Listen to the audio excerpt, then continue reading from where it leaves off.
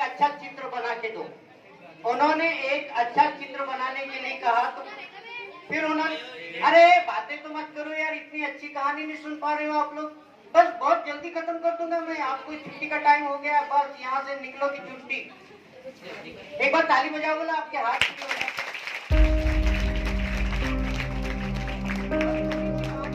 मैं संक्षिप्त में आपको समाप्त करता हूँ यहाँ पर इस कहानी को। तो राजा ने एक चित्रकार को जिस प्रकार से आइडिया दी, तो आइडिया क्या थी ये सुनिएगा। चित्रकार से कहा कि आप मुझे एक भगवान का चित्र बना के दो, जो मैं यहाँ पर जो खाली जगह है वहां पर लगाऊंगा। तो चित्रकार ने कहा ठीक है भगवान, मैंने तो देखा नहीं है बोले भगवान, लेकिन ठीक है बोले मैं भगवान का चित्र बनाकर आपको देता हूँ। वो चित्रकार ने कहा कि राजा साहब मुझे 1 हफ्ते की मोहलत चाहिए, मैं 1 हफ्ते में आपके गांव का भ्रमण करना चाहता हूँ, उसके बाद मैं आपको वो चित्र बनाकर दूंगा।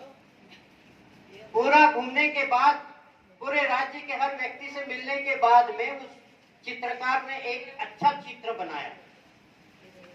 तो वो चित्र ऐसा था कि एक छोटा सा बच्चा जैसे ही पैदा हुआ था, उस बच्चे का चित्र बनाकर राजा के बोले यही भगवान है, आप इसे लगा दो। ये क्या भगवान है? कि बोले ये तो बच्चे का चित्र बना दिए। नहीं साहब ये भगवान ही है। तो क्यों भगवान है? तो बोले ये कभी किसी के बारे में गलत नहीं सोचता, कभी कुछ नहीं इसके दिमाग में है। आप जिस तरह से सर ने बताया ना कि मिट्टी जैसी है, जैसा रंग दोगे, जैसा आकार दोगे, उस तरह से आपका मन है, उस तरह से इसी बच्चे का मन है, और वो उस प्रकार से वो एक भगवान ही है जिसका इस प्रकार से व्यवहार होता है।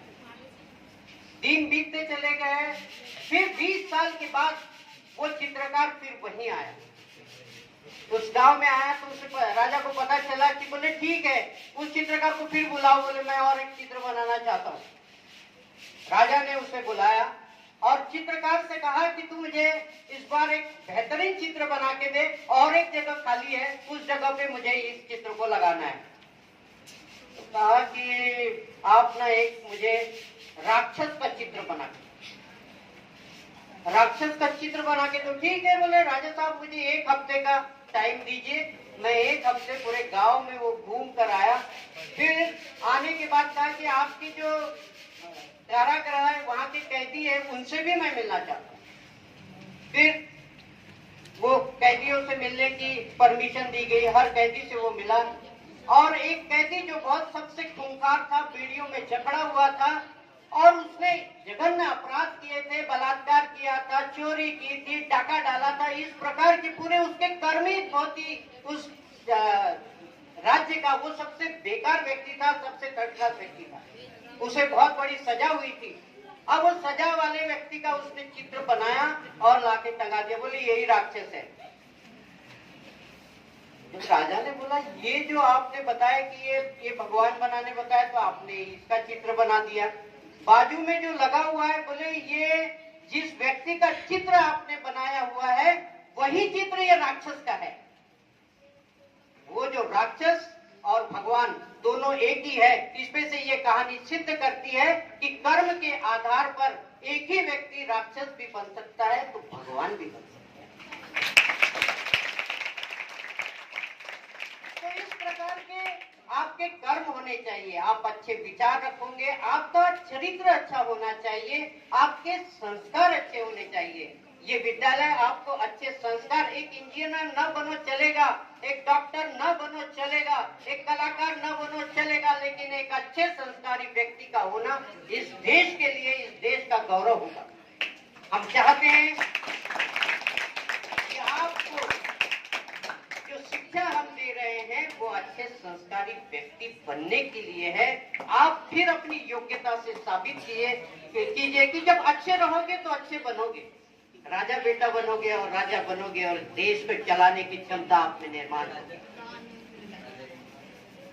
तो यही चीज मैं आपको बताना चाहता हूँ। मैं आपसे एक वादा किया था, एक शेर सुनाना चाहूंगा कि मंजिलें उनको मिलती है जिनके सपनों में जान होती है। मंजिलें उनको मिलती है जिनके सपनों में जान होती है। आगे आपको मालूम है क्या? हाँ?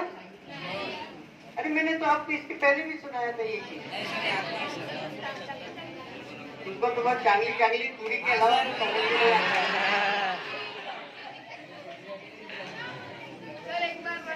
मंजिलें उनको मिलती है जिनके सपनों में जान होती है, पंखों से कुछ नहीं होता, हौसलों से उड़ान होती है। और ये हौसला आप में होना चाहिए।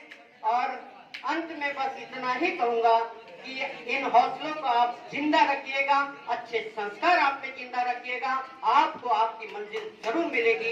यही आशा करते हुए अपने शब्दों को विराम देना चाहूंगा।